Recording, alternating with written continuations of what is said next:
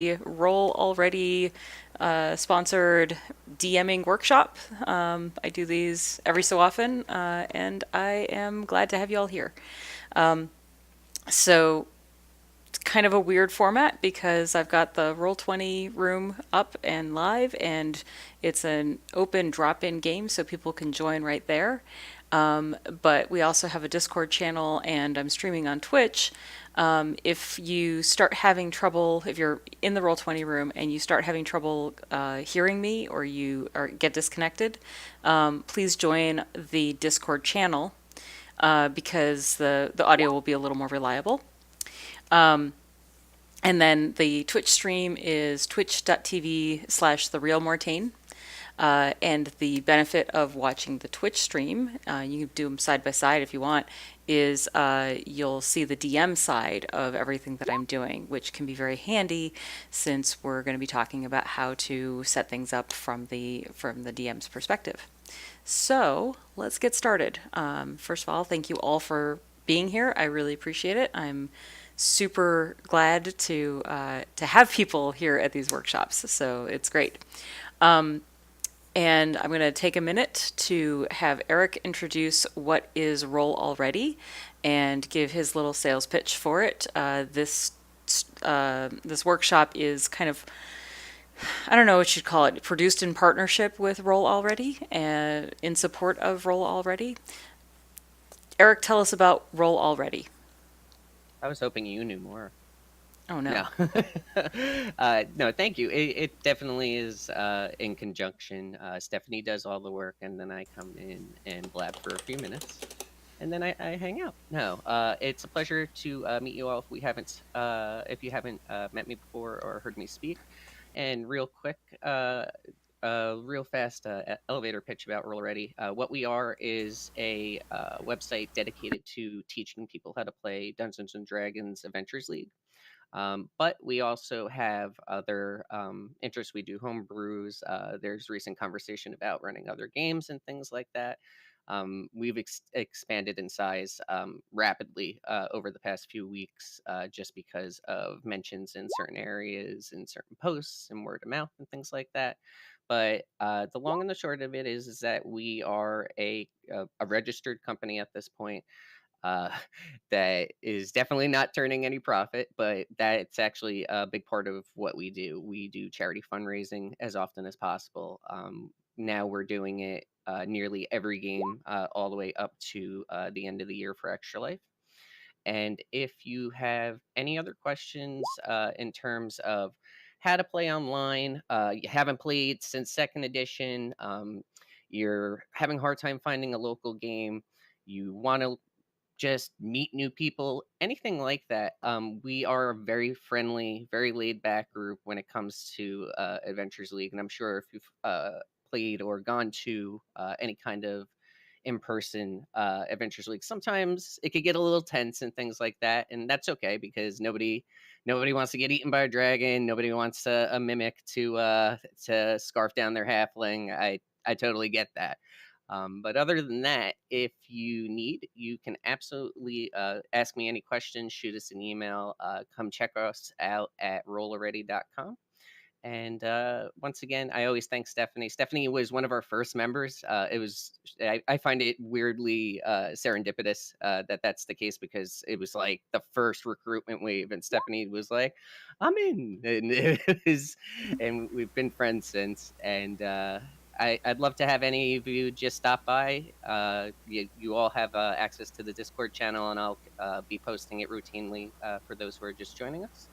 And other than that, thank you again, Stephanie. And if there's anything I can do to help, let me know. All Otherwise, right. I'm just gonna be quiet. Great. Thank you, Eric. Appreciate it. Yeah, so that's the pitch for Roll Already. Later, I will give a sales pitch. I'm sorry. I shameless commercialization. I am part of a Kickstarter that could use your eyeballs and your reshares. So later on, I'll tell you all about it. But for now, let's get to the good stuff. Let's talk about rollable tables and uploading audio. And in a little bit, I will do a token bar preview. That one's only going to be on Twitch because I have to be on the dev server to use it. But it's okay. So let's get started. So the first thing I want to talk about is rollable tables, and I deliberately dropped part of this talk, which is rollable table tokens, because they're a little broken right now. We are working on fixing them in the Roll20 dev team, but they weren't fixed before today, so which is fine. That happens. I'm just grateful that that the rollable tables are working. So, what is a rollable table? A rollable table is a basically it's a text table that you can set up and put whatever you want into it. So, for example, if you have a random encounter table that you're using in one of your games, you would want to make that a rollable table. Or if you have a random treasure table, you would want that to be a rollable table. So, and a really basic example of that would be I made a rollable table for random items, and in the GM view, you can click the little thing that looks like a list. It's right next to the jukebox icon. It's for collections. Um, and collections they include your macros, they include decks of cards, and they include rollable tables. So we'll just talk about rollable tables today. So I clicked on that collection icon, and now I'm going to just click one of the roll buttons. All right. So this rollable table only has one item in it, and it said magical ammunition 20 pieces. So there's a couple things to unpack here. First of all, you'll see in the chat output it says rolling 1T random items. That 1T random items is one. It's a roll. It's like a die roll, just like you would have slash R 1D20 if you wanted to roll a d20, right? And it just rolls a d20. Well, you can do slash R. One is how many items you want from the table. T tells it that this is a table, not a die roll. And then you type in the name of the rollable table. Rollable tables are always named with dashes instead of spaces, so just be aware of that. And it'll roll it, and like I said, this only has one item in it, so it's always going to give you magical ammunition. If you, it'll output it as with these parentheses and everything, and if you see here, it's got a numeric value. The numeric value comes from the table, and by default, it's 0 if your table items are just text. But for example, I'm going to open up my table. If I add something and I call it 1, we'll call it, these are random items, right? Dirty sock. Okay. And maybe that's just because the way that I have my table set up, this is how I want it to look, or how I want it to output. And then if I roll that table again, it will return 1 as the value of this table. And you'll notice this is in red. That's because it's formatted as if it were a crit fail. So it's kind of a little weird like, interaction between critical hits and fails with the tables. In character sheets, it is possible to change the output of a die roll. I'm not entirely sure how well that works with the output of rollable tables. I haven't seen it work tremendously well, but I also haven't really tried to format those. All right, so other cool things you can do with your rollable tables. There's something in here called weight. It's optional. And the weight of the table item could be, it's by default it's 1. So you have an equal chance of rolling any item on your table. But if I gave this a weight of like 5, then I'm 5 times more likely to roll the magical ammunition versus a dirty sock. And for those of us who like magical ammunition, that's nice, right? So in theory, if I roll this 6 times, I'm going to get magical ammunition on average 5 times. Okay, so that's like really basics of a rollable table. Um, if you're looking at, say, a random encounter table, a lot of times they're set up as a D100 table, right? They're a percentile table. And in their percentile, it'll be like, there will be 10% dedicated to this thing, and there'll be 5% dedicated to this thing, and so forth. And so you can put a percentage for your weight. And we can make a dirty sock. Since we gave that 90 or 10%, we're going to give a dirty sock 90%, because you always want your rollable table, if you're using percentage, you always want those to add up. Oop, that didn't quite work, did it? Oh, I formatted it wrong. Use apostrophes to denote that it's a percentage. But you always want your percentage to, oh no. Uh-oh. Oh, okay. We may have broken those two. All right. So when these work, you always want your percentages to add up to 100. So let's just give it a 10 and give the other one a 90. And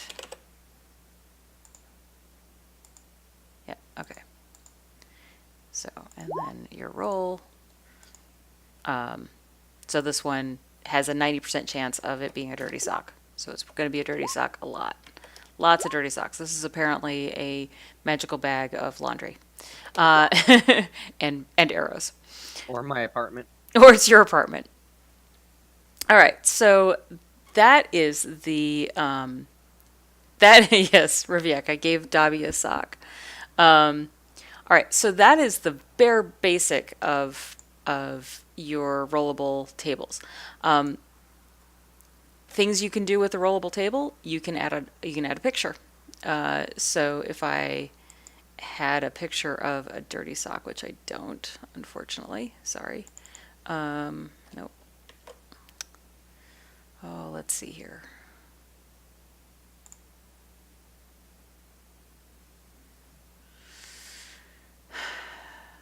I should have a token in here that I can use, right? Sure, I'll use this. All right. Dirty sock. Dirty sock's going to be represented by changelog.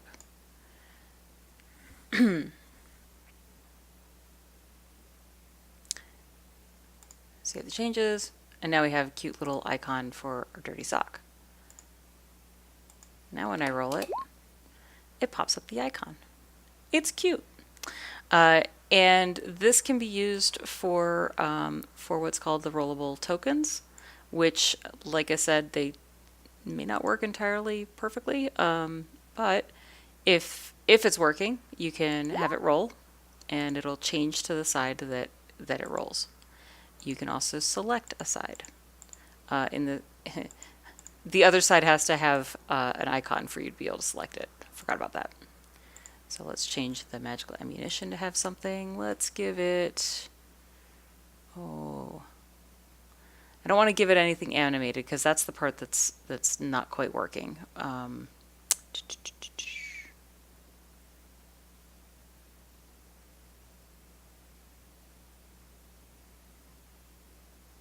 Let's see here. Hold on. Gaming. I have a very thoroughly cluttered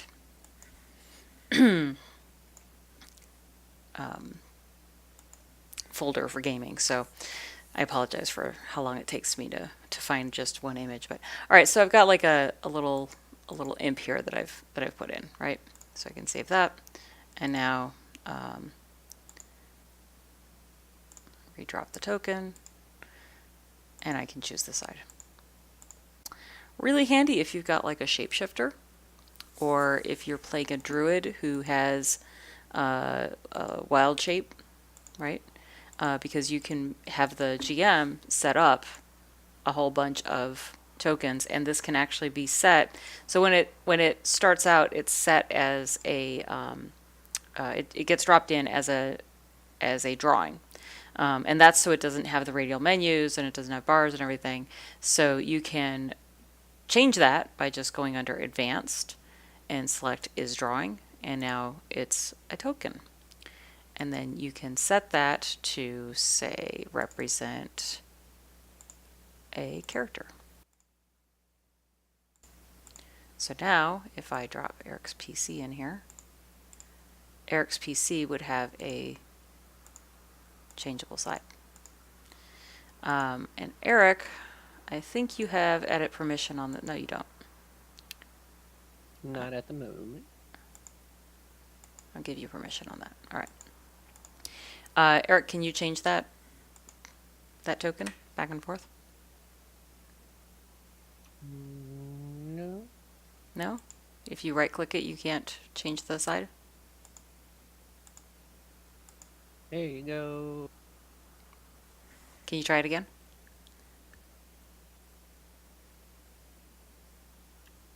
Yeah. Nah, that's just a straight right click? No. It's just a right click? It doesn't show up? All right. Oh yeah, that's why. You have to set it to players can roll from the table. Let's try now. Oh, wait. I have to make you a new token. Hold on. So one of the neat things about rollable tokens is after they've been created, they're separated from the rollable table. So, yeah, so they, like, if you make changes to the table, you have to go and redo the token. So let's try that again. Oh, this needs to be a token.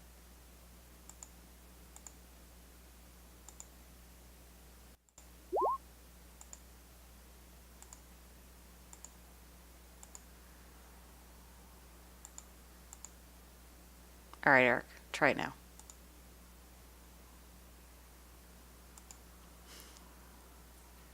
Negative, boss. No, I cannot move the token at all. You can't move it at all? Mm. Okay. Well, that's because it's not correctly assigned to your guy. How about now? Oh boy. I really like this. There you go. All right, so rollable token. If you want it to represent a character, set up the table. Make sure the table is rollable by players, and make sure that make sure you set it as a token or like not as a drawing, and then make sure it's all assigned and everything to the character sheet correctly. A real quick question about that. Is there a limit? To how many sides you can have? Mm-hmm. I think there's a theoretical limit, but it's probably more than you're going to spend time creating and uploading images for. That's awesome. Yeah. I recently just started playing a druid for the first time in a very long time, and this is perfect timing to learn. Yeah. No. You're more likely to run out of your storage space before you make a table that or your game will get so big that you just can't, it'll be unmanageable, right? So I had a question. Now you know how players can a lot of times make their own tokens and have it on a sheet so that they can just pull it out themselves. Are they able to do this themselves, or? So if you're making it in, like you made a game, a game that you're using for your character creation, and you're the GM on that game. Right. Yes. I don't know that the token will be rollable when you move it over, though. When you use Character Vault, because the rollable token part of it is left back Specific at to the your game. game. Yeah. I see. Yeah. So you may have to get the player or the GM to set it up for you again. Stephanie, does my goblin roll? Let's find out. Choose a side. It worked for me. Let me give you control over it. Yes, that goblin is a creature from my campaign, which obviously doesn't have a rollable table in your campaign. But apparently, I did bring it in through the vault, so apparently, yes. Okay, that's great. Fantastic. Awesome. Yes. And what I do with these goblins is I will bring like a horde of goblins, like 6 of them, and then randomly, like multi-select them, and then use the random side ability, and then they each come out and they'll have like this one's got a sword, so he uses his sword attack. This one's got a crossbow, he uses his Right. crossbow attack. That is clever. That Very is It's a clever. lot of really fun. smart. Yeah. That's nice. Yeah. Thank you for importing that from the vault so that we could check that out. I appreciate that because that made that way cooler. Yeah. Sweet. Sweet. Nice little tip and trick right there. Thank you so much, Fnord. Glad to help. Sorry about the gibberish. That's because I'm using an API script. Yeah, I assumed that that was from an API. I'm like, I bet those auto number when you put them on. It's kind of They funny do indeed. to see it on the bottom right when you're rolling it. It's almost like a goblin slot machine. I kind of like It it. is. Dagger, dagger, dagger, crossbow. No. Dang it! All right, so that's rollable tables and rollable tokens. Rollable tokens currently, if you are using an animated token, or if you try to put an animation into the rollable table item, it's a little bit broken. The animation won't show up correctly, so it won't show up in the preview. And when you drop it onto the tabletop, you either you won't be able to switch sides, or switching sides you won't be able to see that it has switched sides. So it's I would say if you want your tokens to be animated, uh, that it may not be there just yet, but it is something that is in our to do list soon. So we just have to fix other issues that are much more pressing, having to do with that update. So, Eric, thank you for dropping those links in there. Okay, so that was rollable tables.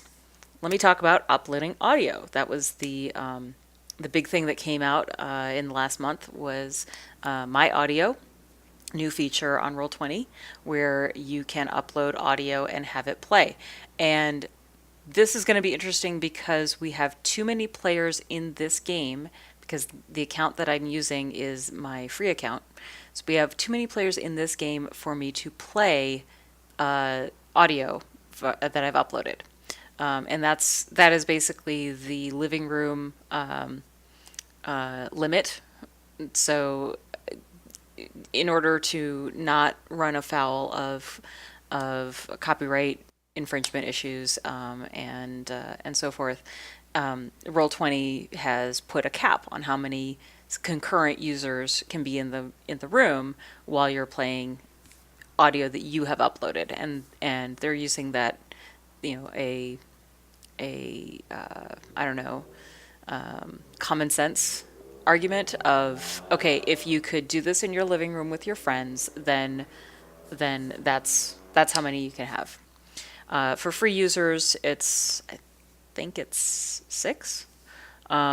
And I know for pro users, it's up to, I think, 15. So there's, or 20. So there's it's based a little bit on your number of users. Maybe 15, maybe 15 for pro users.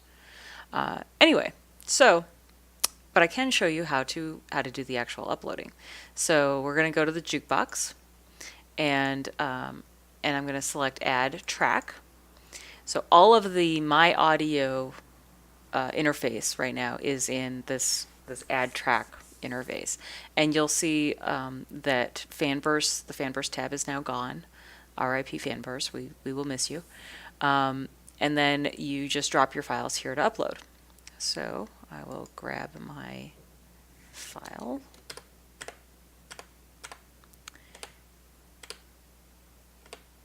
And today's audio is provided by Wes Otis from Plate Mail Games. He makes a bunch of professional grade audio files that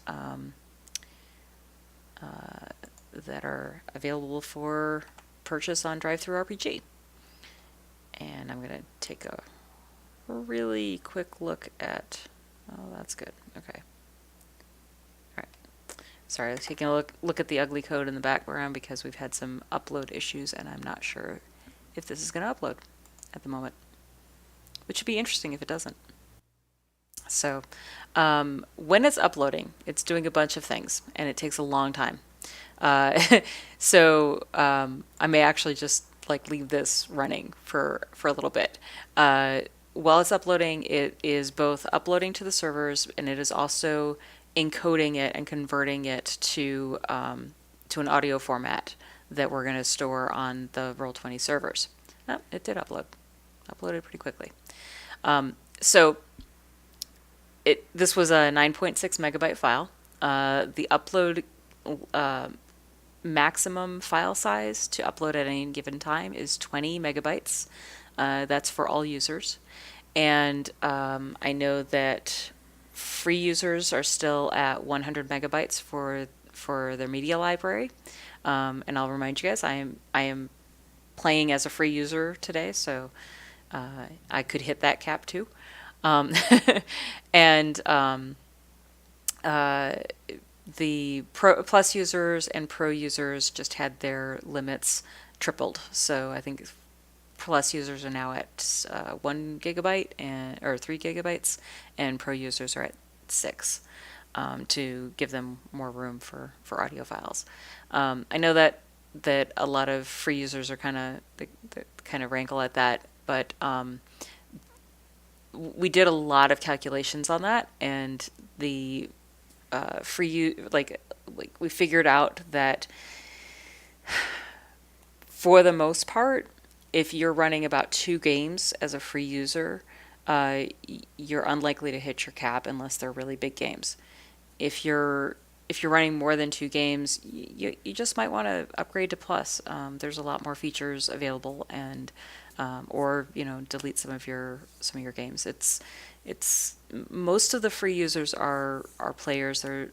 There's a few, there's a percentage that are also DMing, but we did absolutely look at metrics of how people actually use Roll20 and how many people have how many games, and the majority of free users who are GMing are only GMing 1 or 2 games themselves. So just wanted to put that out there if people were wondering a little bit about the information that went into those decisions. I know that was a hot topic. And anyway, getting back to adding sound to my audio.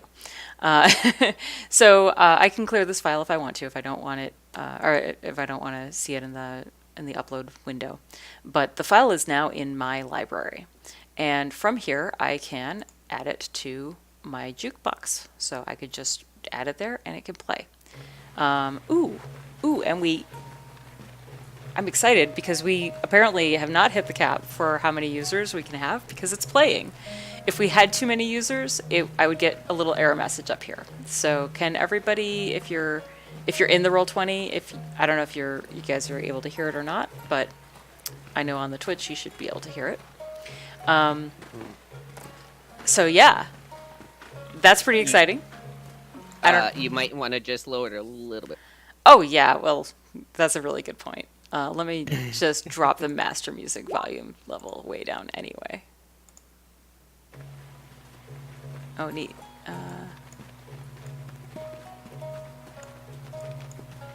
Volume slider, work for me. There you go. There we go. All right. That's cool. Thank you, Fnord. All right. So, yeah, it's super cool, and you can put whatever music you want in your game up here. You won't be able to share it with anybody. It's just in your library. So it's really just here for you. But here's something cool. I'm going to make a new playlist, and I'm going to add the Emerald Dragon Court to the new playlist. And if I had other songs that I had uploaded, I could add them to the playlist as well. I can add my playlist here. And the cool thing is, if I go to another game, I can add this playlist and this file to that other game. So I'm now able to make a playlist of my uploaded music and take it from one game to the next, as you know that I'm GMing. So really exciting stuff. Like being able to move playlists from one game to another is a feature we have not had in Roll20. So this is very exciting and really cool. Of course, we still do have tabletop audio and battle bars and comp tracks, which are awesome. And like I use tabletop audio all the time because they're so great. And yeah, so that is how do you upload audio? It's really drag and drop. We have. I will tell you that on the bug report forum, there's been a lot of people who have reported having trouble uploading files that are more than 5 MB. We're investigating that in the dev team because it like we can't recreate it. We're trying really hard. So if you're having that problem and you report it on the bug forum, I may ask for a copy of your file because we're seriously like there does not seem to be a reason aside from local issues with your connection or your computer or something going on there. So yeah. Hi, Bob. Welcome to the DMing workshop. So Eric's going to drop in some links for you to the Twitch stream and the Discord. But basically, Bob, this is sort of an overview of some features in Roll20 and also how to use them in DMing. And the how do I D&D, how do I play D&D? I'm going to turn you over to Eric on that one because Roll for initiative. yeah, right. That's true. He can't hear me very well, probably, or maybe he can. I don't know. Roll for initiative.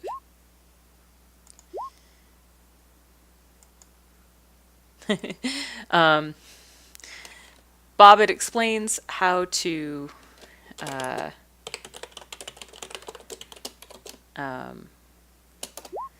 Let's see. Come join us. And Stephanie, it seems to be Rory. Where is it censoring it in Roll?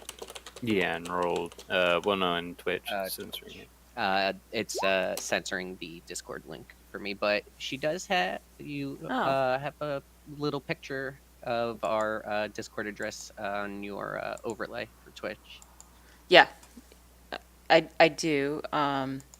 And also Eric just dropped the link into the main chat as well, right? DS distorted. Okay, cool. Yeah.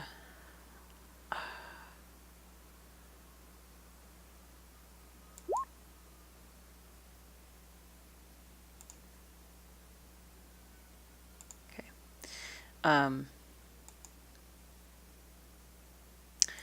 Cygnus Live wants to know why the audio upload files are limited to 20.8 MB. One really big reason is that they're already failing for a lot of users at 5 MB.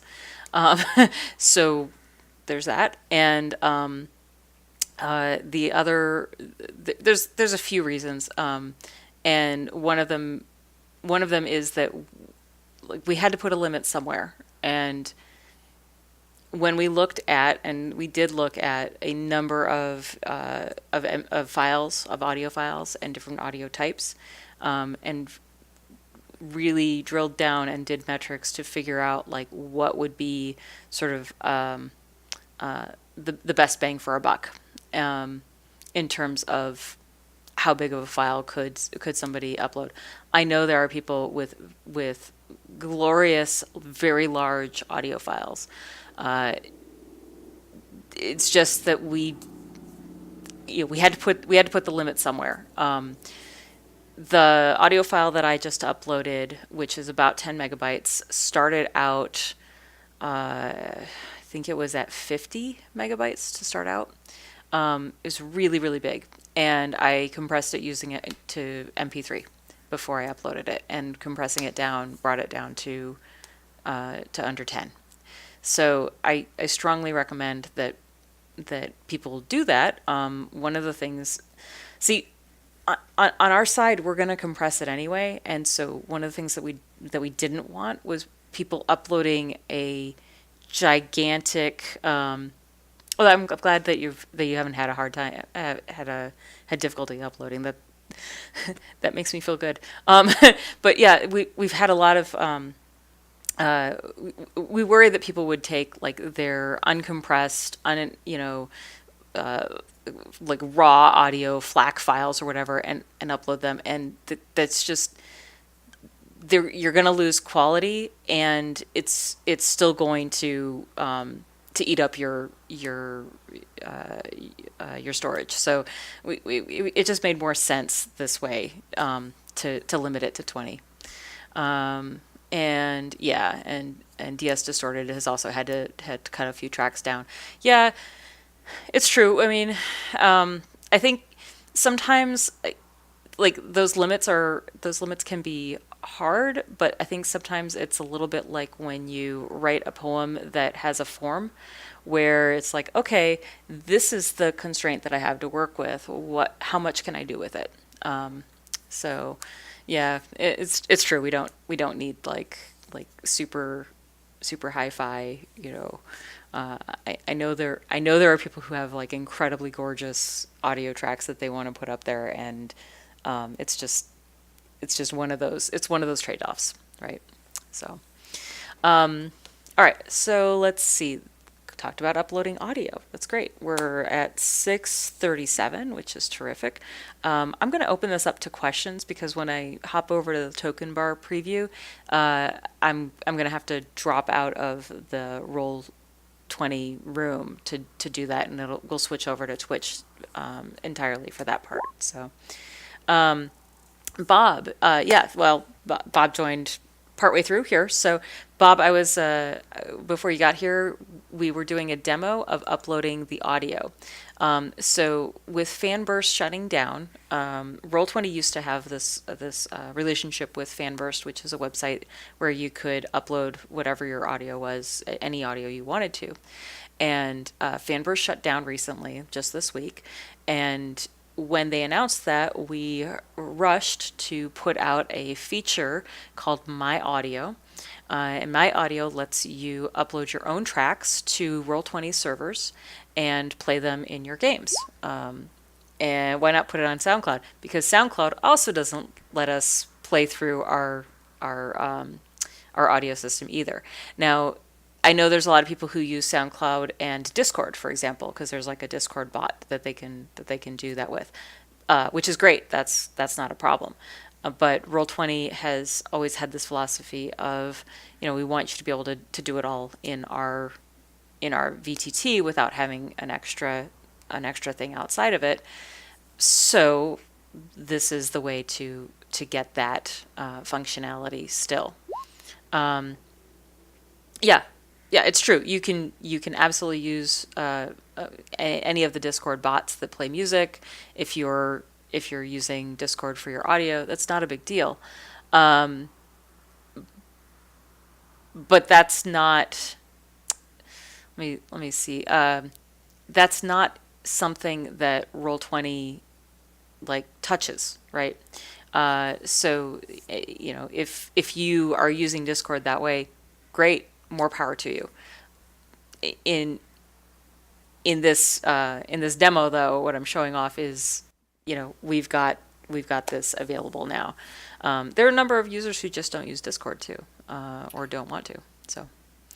And the Discord bot also has volume issues. I think I know the one you're talking about. This Roll20 gives you more, I guess, more control over the song or the track. It may. I'm not familiar enough with the Discord bot stuff to know how much control you have over your audio sources. Well, if he's talking about the one I'm thinking of. Yeah, and Bob, you cannot make a script that uses Discord resources on Roll20 that way. Um, our API doesn't allow that kind of connectivity, and that's for really good security reasons that have to do with not allowing malicious scripts. So anyway, so that was the demo on uploading audio, and I think it's pretty cool. I think my favorite part about my audio is that I can move my playlist from one game to another, just because I I don't I don't necessarily make the same game over and over again, but I do use many of the same tracks over and over again. So it's kind of nice to be able to do that. Um, all right. Other Q&A. Take a look here. Yes, Fanburst is still online. They're they're they announced that they would be shutting down on Monday of this week. That's no problem, Bob. Uh, they announced they were shutting down earlier this week, or they announced that their shutdown date would be earlier this week. But we've definitely seen that a number of tracks are still available. That some things still do play, but obviously, like we had to take the support out of it and stuff. So, Bob, welcome. I'm glad that somebody said, "Hey, come on in and go find D&D." Eric is going to, yeah, there's the Discord and the Twitch. Eric, can you also drop the rollalready.com, although it's right there in your username. Bob, I'm going to encourage you. Yeah, no, I understand you don't want to run the game. Bob, I'm going to encourage you to go to rollalready.com because Rollalready posts like almost every single day we have a game available, and they're like just come on in and play. Eric's going to drop that in there in a second, and I know that I think it's this weekend. There's a newbie only game, so it's not just newbie friendly. It's actually like like the guy who's running it does not want players who are experienced. He really wants to encourage new players to join. So to join that game. So Eric, thank you for dropping that in there. It's rollalready.com, and you can just hop in and sign up, and then you'll see we have the forums for upcoming games, and that's And where yeah. I'm sorry. And real quick, just so you know, we also have a Thanks, Rob. mentorship program where we have folks who are specifically here waiting for you as a brand new player or somebody who's, like we said, just getting off the couch, coming back from like second edition and just wants to get back into it. It doesn't matter. Just you're more than welcome. Yep. Thank you, Rory. Yeah. Rory's running those on Saturday nights. So yeah. And Rory, is there going to be you're setting 4 hours? I assume that's because they are new players, so take a lot of time. Yeah, and the first session is probably just going to be us mostly getting everything set up and ready and everything. But it's also going to be a relaxed game. Even at some point, I might have you guys go on half progression because we're just going to take it slow. We're going to, answer questions, do everything we have to do to get y'all ready to play Adventures League and D&D 5th Edition. Great. I'm super excited about that. I hope that goes really well. So, terrific. Yeah, and Bob, I think that's probably going to be absolutely your speed. So so hop into rollalready.com and find that. Okay. Let's see. Other questions? Anybody?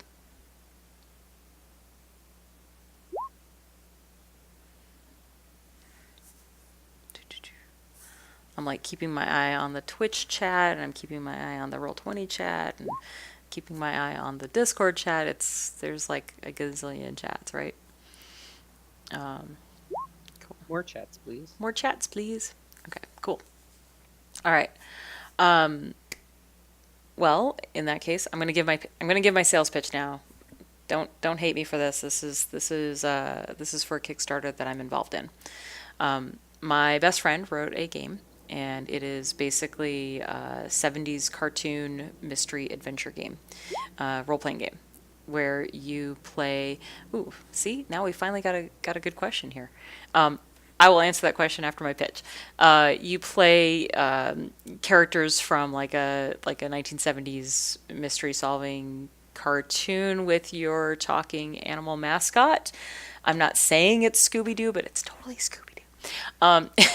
And it's a super fun, very funny game, and it's called Jinkies. It's jinkiesrpg.com is the link. I'm going to post it right here. And there's no Scrappy Doo. That's not canon. Just leave Scrappy Doo out of it. But yeah, but it's called Jinkies, and it's on Kickstarter right now. And the reason I'm mentioning it is, first of all, it's my best friend's game. Second of all, I'm project managing it, so I really want it to succeed, because I'm project managing it, and it's a great game. It is super funny and super fun to play. It's not, you don't have to stick to the exact tropes. We've had no, Bob, it's a role playing game. It's not a video game. So it's just on Kickstarter. Yeah. But the price point's pretty good. It's $10 if you want to pledge for the PDF, or 15 to get an at cost code to buy the paper book, the hard copy book. So anyway, it's funding on Kickstarter from now until March 19th, 2019, just in case people are watching this later. And I really hope that you all, I don't even, it's no skin off my back if you like just look at it and say this isn't for me. I don't care, but I really hope that you at least just pop over there and take a look at it. And if it looks cool, like share it with your friends and tell them about it, because even if you can't back it, just for me, I would love it if you just shared it with your friends. We're at a point in the Kickstarter where we just need more eyeballs looking at it, and talking about it. So like I would love if you back it, but I'd also love it if you talk about it and say, oh, this looks cool. This is not our first Kickstarter. It's not my first Kickstarter, and it's not Toby's first Kickstarter. We've worked on a project together before, where we made a comic book, and I wrote and published Threadbare RPG, which is a post-apocalyptic Toy Story kind of thing.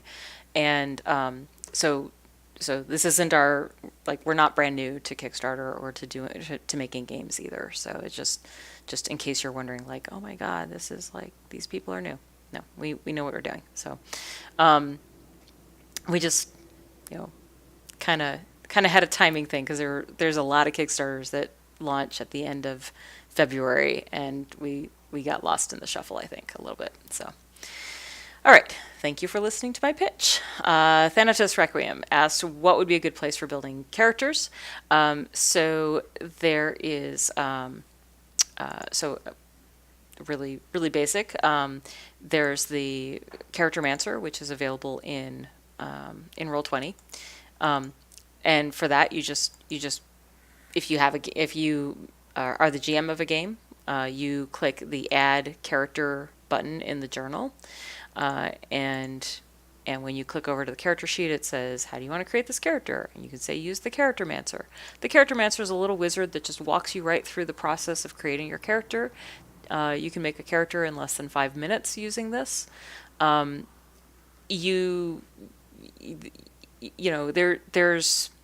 a couple of little tiny bugs, but they're not really big. They're just like,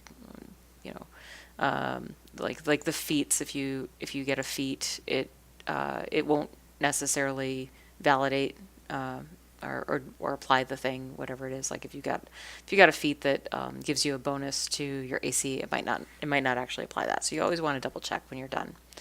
But for the most part, it's like really straightforward. So it's like, oh, I'm gonna be, and this is great because this account that I'm on doesn't have access to any of the compendium stuff. So I'll be an elf. I'll be chaotic good. I'll be a high elf because that's what I've got available. Click next. Choose a class. Oh, sure. I'll be a bard. Bards are fun. Let's see. Bards have like lots of cool stuff. For some reason, they get 3 different instruments. I don't really understand that. But that's, okay. This is an interesting thing. The ability score method in Charactermancer is custom if you only have the SRD, and that is because that is the only ability score method that is presented in the SRD. Something that we were surprised by as much as everybody else. So I'm just going to put some things in there. Background, Acolyte's the only one available. I could select a custom one, and then I would, make my own singer, and I pick 2 skills.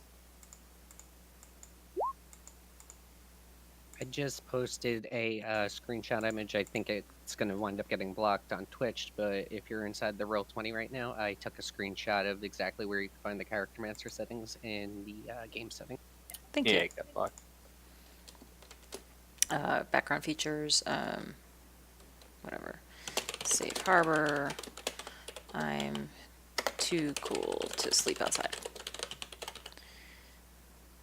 And you can add your personality traits, right?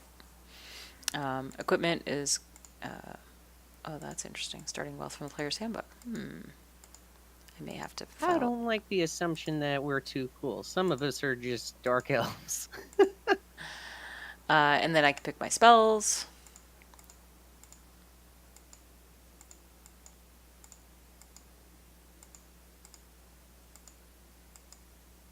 Sleep is the most overpowered first level spell.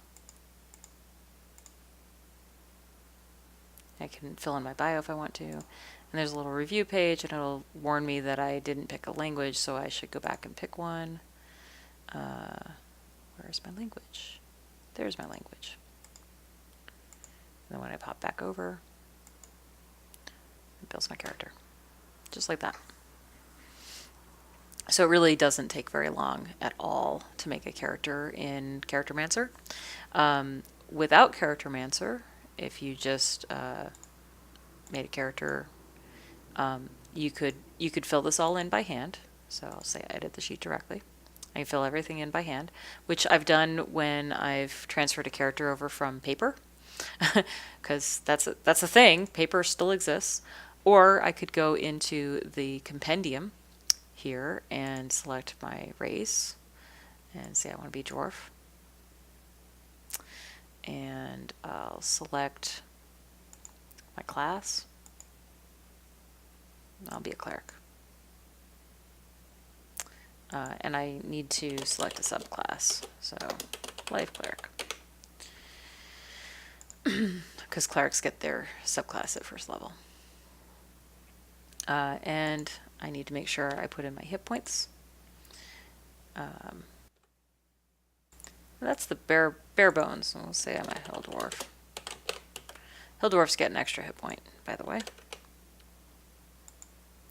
And then I can go down here where it says launch level 1 Charactermancer. Now, if I wanted to overwrite what I have and run through Charactermancer again, I could do that. Or I can launch the level up Charactermancer, and that will let me level up or multi-class.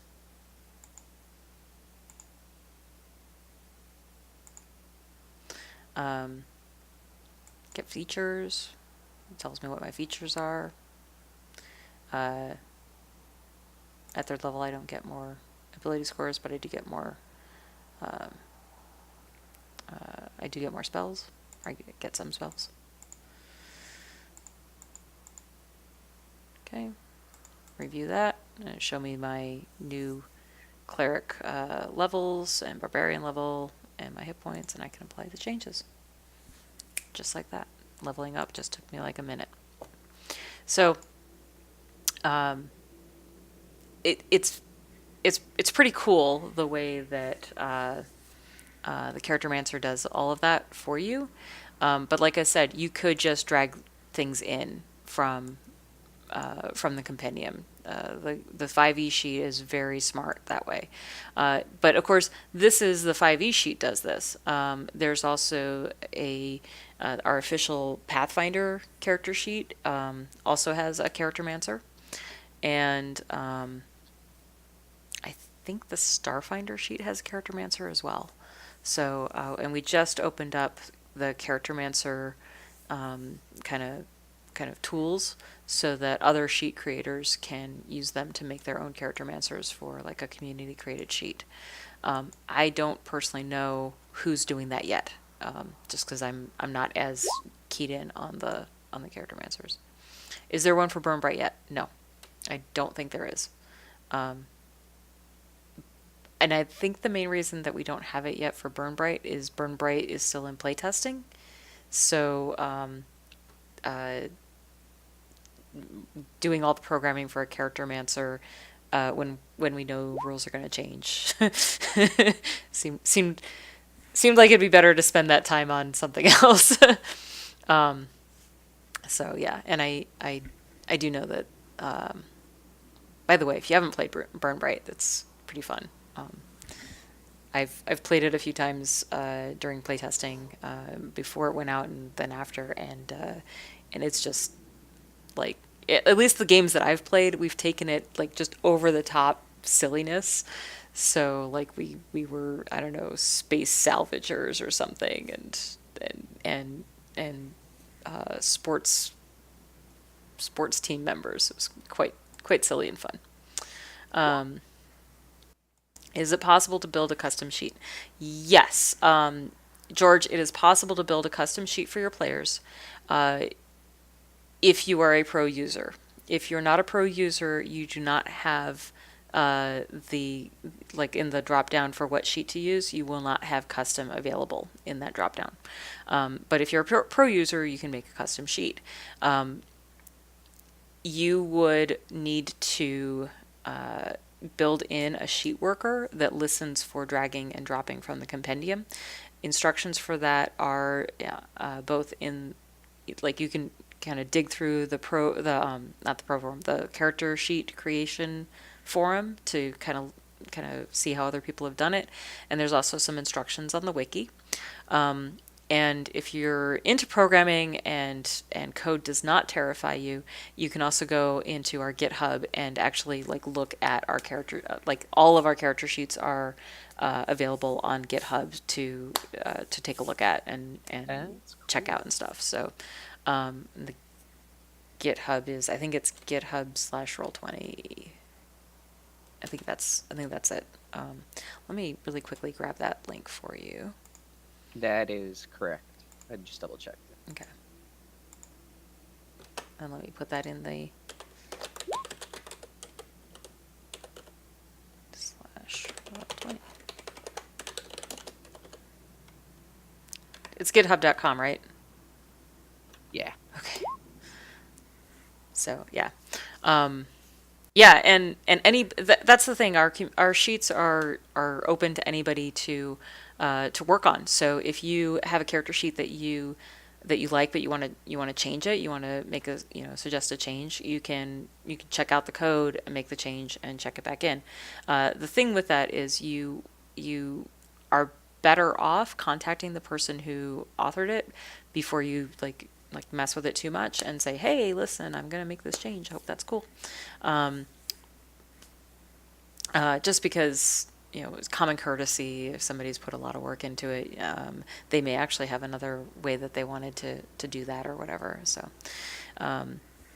but anyway, there's hundreds of character sheets in the repository, and I have finally actually written and checked in now 3 of them. So I've authored 3 sheets. So I'm super proud of myself for that, because like I'm not a programmer, and the last time I worked in HTML a whole lot was many years ago. So it was kind of cool. Character sheet writing is challenging because there's a lot of things that are unique in the Roll20 character sheet system, but but it can be very rewarding if you especially if you're making like a custom game, or you're making a character sheet that you want to check in for a game that you wrote. Like I'm writing one for Threadbare, and I'm learning a lot from the character sheets I already made that have things that I want to put into that. So it's an interesting process. So all right, let's see. Viscosity asked over in Discord if there was anything someone needs to learn for Adventures League that's different from normal D&D. Yes, kind of.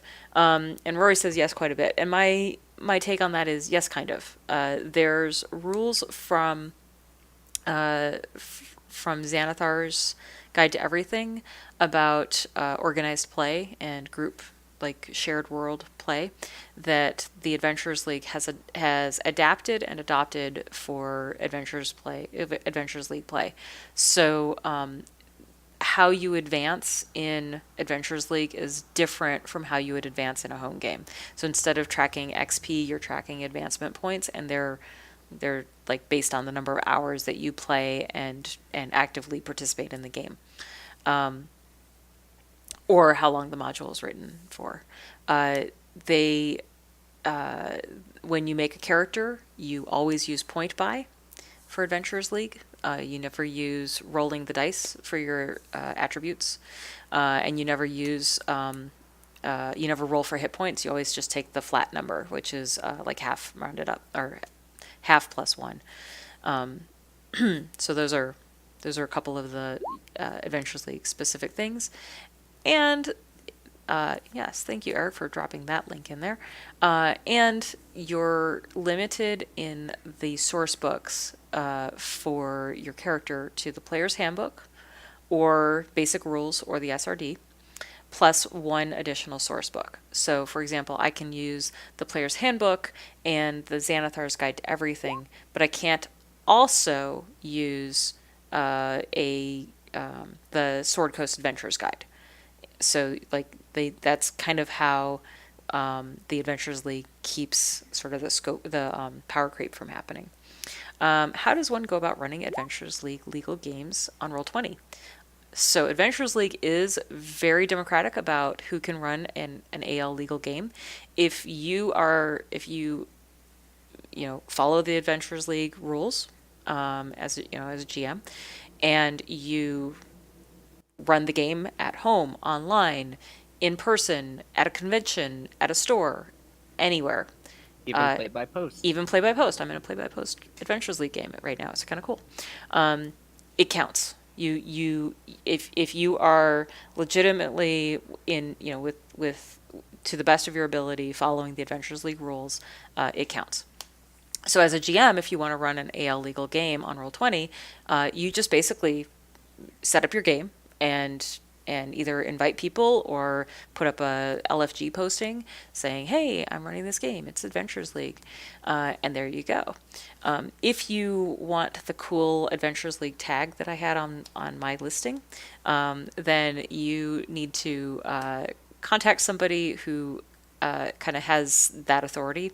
And over in the Adventures League Dungeon Masters Facebook group, the admin for that group is Michael Ballin, and he just recently did a round where he asked DMs to give him their Roll20 user IDs. That's the number that appears when you go to your profile, by the way, like in the URL, so that he could submit those. And Rory would like to remind everybody that Roll Already, of course, is primarily online, and would love to have you join us if you want to run Adventures League online. And like we have the mentoring program isn't just for new players; it's also for new DMs. In fact, I would say that Eric, how many DMs do you have now? Approximately 13, I would say, Yeah, give or take. yeah. Um, and that's about out of maybe 150. Yep, Yeah, we surpassed 150 today. yeah. So slightly less than 10% of active users in Roll already are DMs, which is And pretty that's cool. not even including those who are currently trying to learn how to DM. We have a couple people who are up and coming Yeah, and doing a really good job at giving it a go. It's the jitters, yeah, when you're first getting used to DMing and stuff like that. But yeah. anybody's more than welcome to come and learn. We also have a good startup document as far as how do I start playing in Adventures League. Hmm. It's like an A to Z of using Roll20 Yep. combined with Adventures League. Yeah. So distorted jamming, it is on the honor system.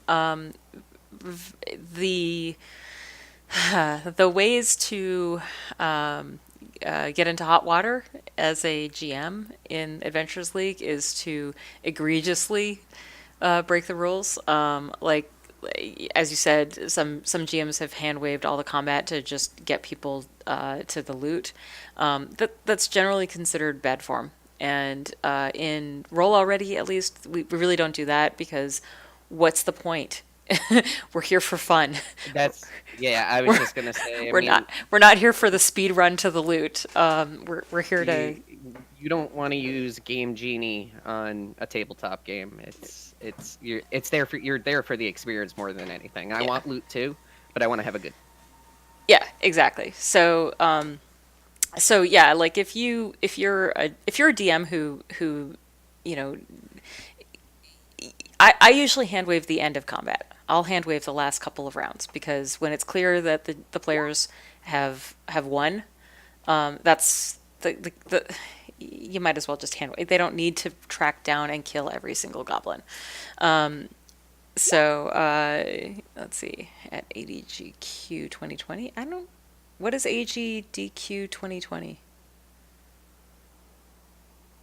Is that a convention? Okay. Um, Adventures League is run at a lot of conventions as well. In-person conventions and online conventions, quite a bit. In fact, that's how.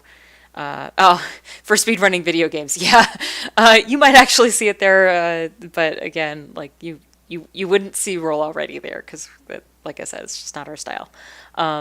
Eric and I did actually meet at Roll 20 Con last year. That was when I joined the group, and we did not speedrun that game for sure. No, that's a great mod. You want to speedrun that anyway. No, right? Exactly. So it's one of my favorite new mods for new players. So yeah. So that's I think that's we're after 7 o'clock. I should jump over to token bars. So if you're in the Roll20 game right now, I'm gonna actually drop out of it and I'm gonna hop over to a different game that I have on dev server. So please switch over to Twitch because for this part you're just gonna watch on Twitch, and I will keep the Twitch chat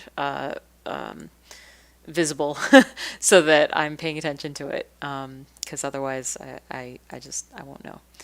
All right, so thank you, and if you drop here and you're like forget this, I don't care about token bars, that's fine. But I appreciate you being here, and I will see you guys later. And I'm going to switch over to Token Bars Rock. All right. This is a pretty quick little demo that I'm going to give. Do I need Facebook for Roll Already? Technically, no. We moved away from a lot of the Facebook stuff. All right, so just really quick, and I don't need Roll Already to or Roll20 Dev to have access to my audio. So, as you may recall, in when I actually didn't show off how the tokens were over on the DMing workshops, but on the live server right now, the token bars are very widely spread apart, and they are I'll actually, I will drop a image of what they look like right now, I think. No.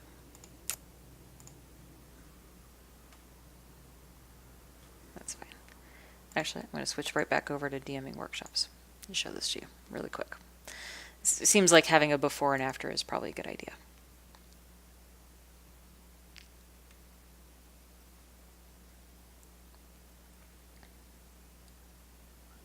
Okay, all right.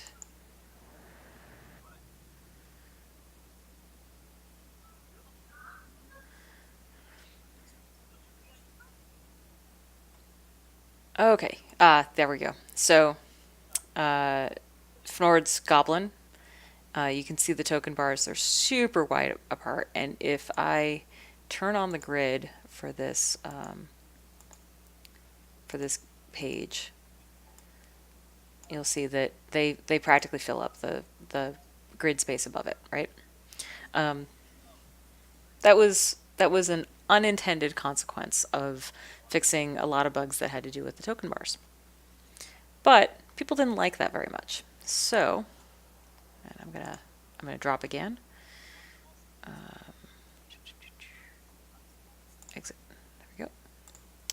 So, one of the things that token bars used to do was if you had over or under the value in your token. So, for example, you can set your token bars to be associated with with one of the fields on your character sheet. So in this case, hit points, AC, and class resource. Class resource might be something like if you have bardic inspiration, or if you have a certain number of barbarian rages, right? It shows up on your character sheet as a class resource. This case, this guy's a rogue and a battle master, so the action surges from the battle master are the class resource. Okay. All right, cool. So I've got those set up, and AC is 12 out of nothing, so it doesn't have a bar. If it doesn't have a maximum, it won't have a bar. But if it has a maximum value, then it will have a bar. So I can select this token, and if I've used my action surge, I can change that to 0. When I change it to 0, that bar is going to drop to empty. If I change my hit points, and I can change them here or I can change them here. I'll do that. I'll do it here. You'll see that that bar just dropped to 50% because I changed it to 10. You'll also see that I have this token set up to show you the actual values on the bar, on the token bar. That is new. And I can set that to be hidden if I don't want to see it. I can set it to be visible to everyone. So if you were a player in this game, you would see the numbers on here, but you wouldn't see them on the bottom bar. And if you are a player, you also wouldn't see the bar at all unless I had C turned on. That functionality hasn't changed. The other thing that so one of the bugs that we fixed with token bars was that if you had a negative number, the token bar would expand to the left, and if like if it was -5, it would go all the way to the left, and if it was overcharged, so if my maximum was 20 and I had 30 hit points, then it would expand all the way out to the right. That was an accidental feature. That wasn't intentional, and when we worked on the token bars, we fixed that bug.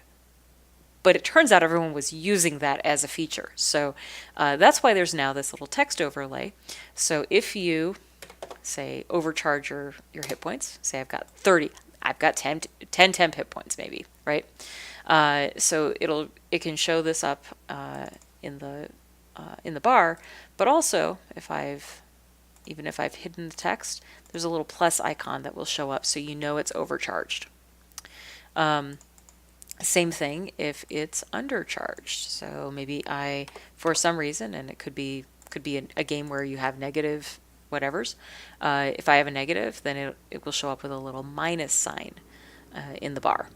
So this was how we managed to keep to keep your bar, in your space, and also represent those overcharge and undercharge features. Let me hide this one, by the way.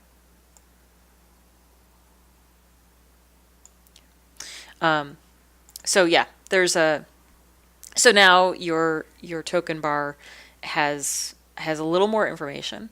They are no longer spaced super far apart.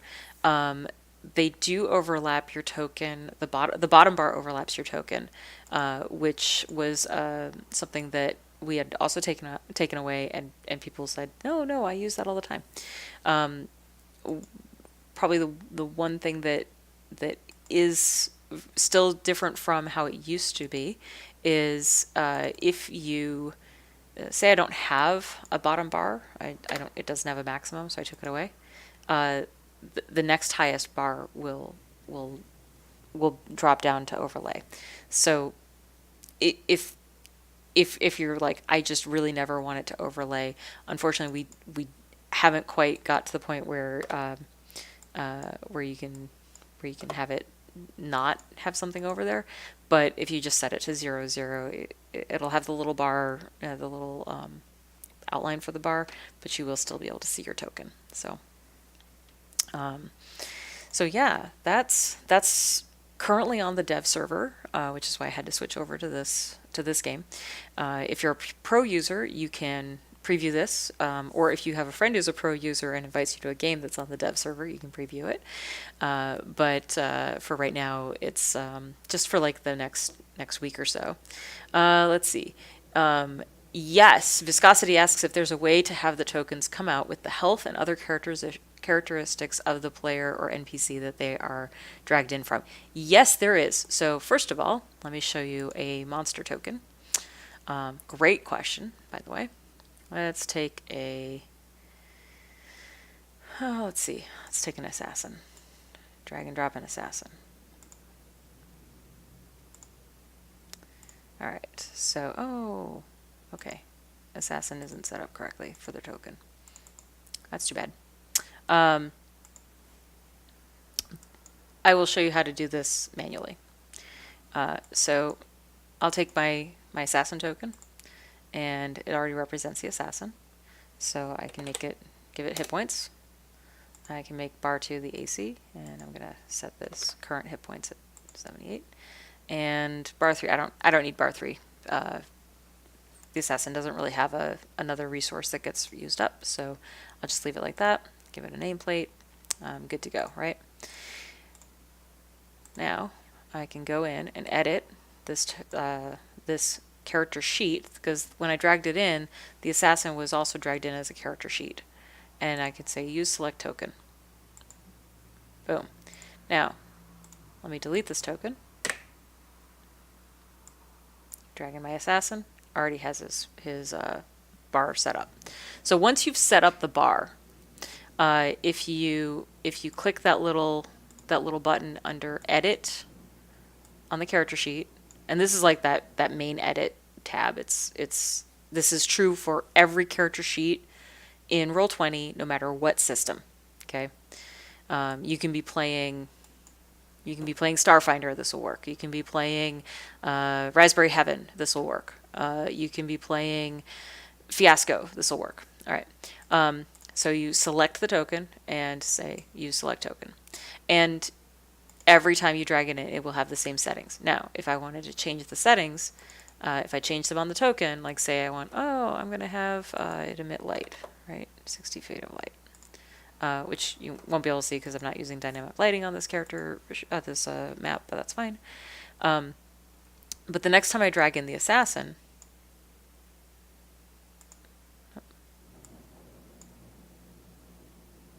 come on, you.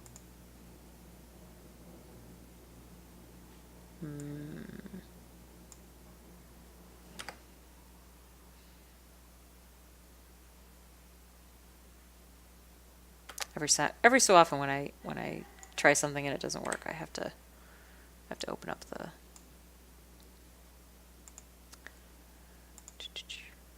There's my token.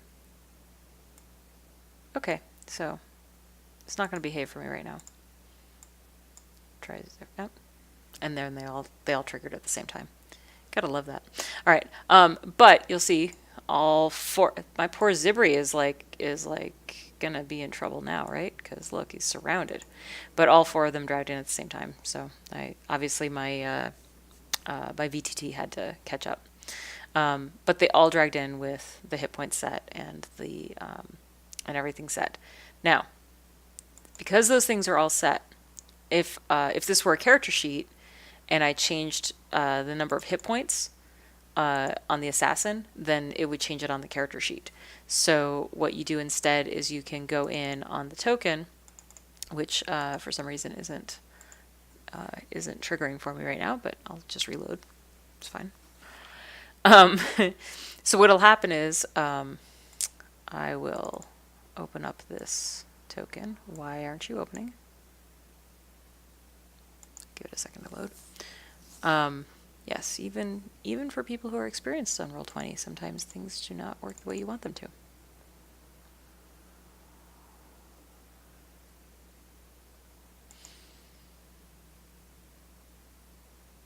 Okay, well, I'm just going to narrate it then. So the way you would do that is you would reopen the token, and where you had the selector for the bar where it said, I selected HP, you can just change that to none. It'll keep the value, so it'll still say 7878, but if I change the numbers that are in there, it will not update that character sheet. So that's how you can have multiple assassins with different hit points. For example, if you're in a fight and hopefully whittling one of their hit points down. So yeah. Okay, that is actually the end of my stream today.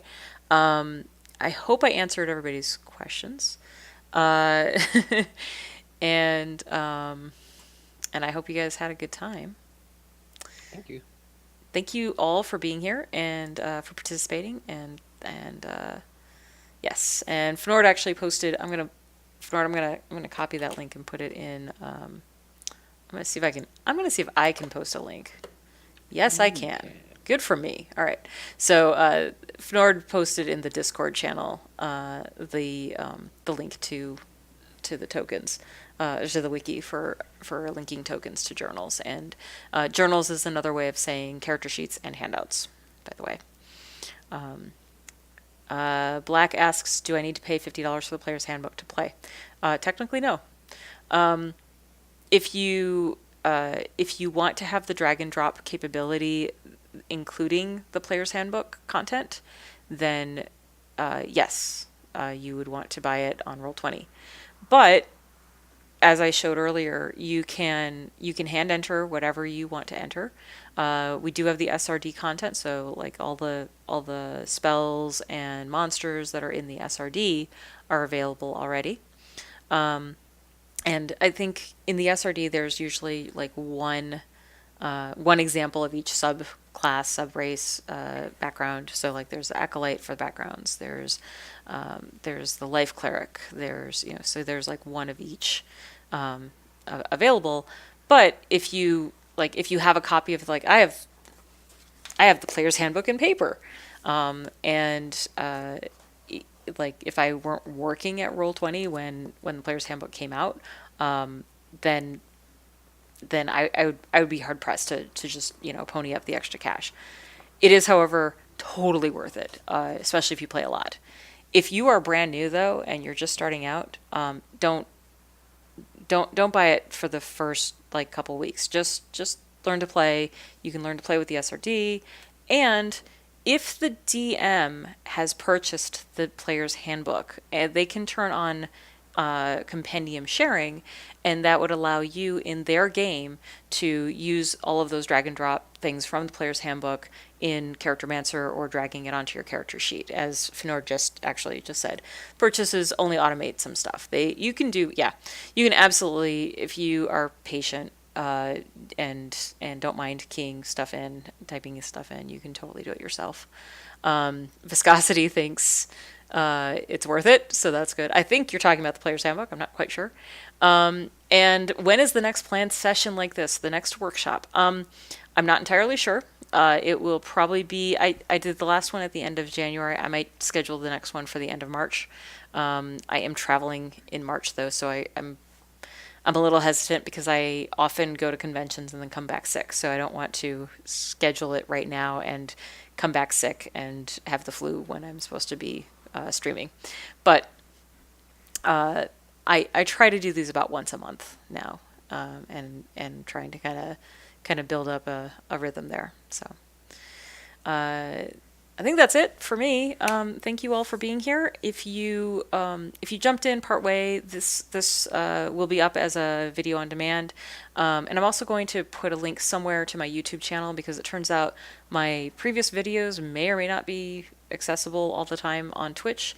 And thank you, Viscosity. So I've downloaded them to my YouTube channel as well, and you can just go back and rewatch all of them. The very first one is about prepping for running a game, and it includes prepping just as a GM without even looking at Roll20, and then it also includes talking about how do you then transfer that prep into running it on Roll20 for the first time. And then the second one that I did was about the various layers that you have available as a GM. Because in addition to the layer where you get to move the tokens around, there's also a layer where you put down the map. And anything on the map layer, the players can see, but they can't touch. And then there's a GM layer. And anything on the GM layer, the players cannot see or touch. So the GM layer is really handy for, I want to have a monster's token out, but I don't want the players to see it until they get to it. And then the last layer, which I didn't cover, is called dynamic lighting. Dynamic lighting is a feature for Plus and Pro subscribers, and it allows you to block the vision of tokens as they're moving through like a dungeon or whatever. I focus in the DMing workshops right now on things that you can do as a free player, because I think that new DMs are probably starting out as a free player, trying it for their first time, and so I wanted to, I mean, like, as I work for Roll20, I have access to like all the toys, all the bells and whistles, but I think that it's important to be able to show off what all the things you can do even without subscribing, and then hopefully once you've done that a few times, you're like, oh, but I could do this, that's cool, and then maybe subscribe. Let's see, that's gonna be it. Thank you all for being here, and thank you for listening to me ramble for an hour and a half and answer your questions, and thank you for your questions and your feedback and your input, and I'll see you guys around. Thanks for your time, and please be careful with your conventions. Wear a mask.